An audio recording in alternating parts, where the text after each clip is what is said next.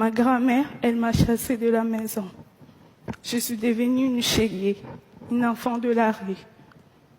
Dans la rue, on est comme des papillons. Là où le sommeil nous trouve, c'est là où on dort.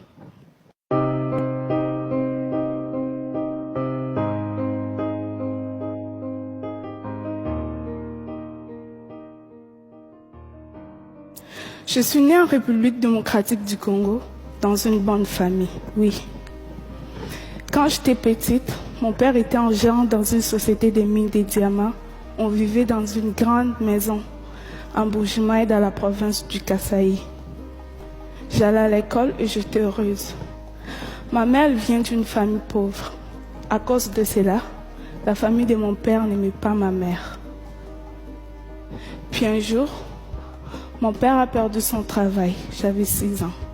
Il a dit à ma mère d'aller avec moi à Kinshasa avec ma soeur et mes 4 frères. Il a dit qu'ils viendront nous rejoindre pour trouver du travail. En réalité, sa famille lui avait demandé de se débarrasser de nous. Quand ma mère a compris, il était trop tard. Elle s'est retrouvée toute seule, loin de sa famille. Elle a dû vendre tout ce qu'elle avait pour nous faire manger. Elle avait changé. Elle avait tellement maigri. Ma mère a même fait venir notre grand-mère pour nous aider, mais nous avions toujours faim. Alors ma mère a commencé à nous envoyer chez des amis. On faisait des kilomètres à pied pour aller chercher de la nourriture.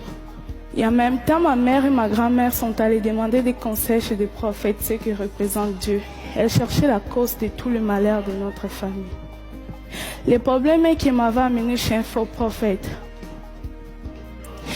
Et il a été décidé que c'était moi la cause et que j'étais une sorcière.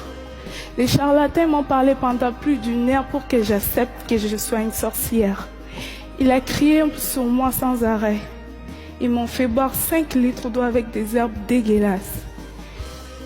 Imaginez-vous la scène, une enfant de 7 ans face à plusieurs adultes qui crient sans arrêt. Comme la situation ne changeait pas dans la maison, sans argent, sans nourriture, ma mère a décidé de partir avec sa sœur en Angola pour aller trouver du travail. Leur plan n'a pas marché. Et ma mère se retrouvait toute seule, coincée en Angola, sans argent, sans nourriture. Et finalement, elle n'est pas revenue. Contre sa volonté, elle a été forcée de nous abandonner elle aussi. Et on est resté avec grand-mère. Pendant 2 ans, j'ai été traitée comme une sorcière. Elle a dit à tout le monde de ne pas m'aider, de ne pas me parler, de ne pas jouer avec moi. Dans mon quartier, on ne me laissait pas m'approcher des autres enfants. J'étais toute seule. J'étais pauvre. J'avais faim. Mais j'étais surtout pauvre d'amour. Et finalement, ma grand-mère, elle m'a chassée de la maison. Je suis devenue une chélier, une enfant de la rue. Dans la rue, on est comme des papillons. Là où le sommeil nous trouve, c'est là où on dort. Dans la rue, on devient des soldats pour survivre. On oublie la lecture et l'écriture pour apprendre à se battre. Dans la rue, j'ai vendu de l'eau, des arachides, j'ai fait des ménages.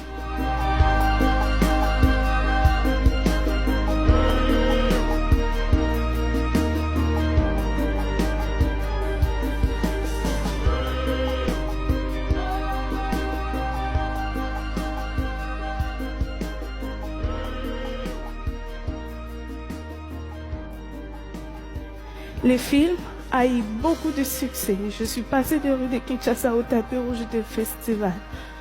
J'ai reçu même l'Ours d'argent en 2012 à Berlin. Le film a été même nominé aux Oscars. Et aujourd'hui, j'ai 18 ans et que j'ai reçu 18 prix dans le monde.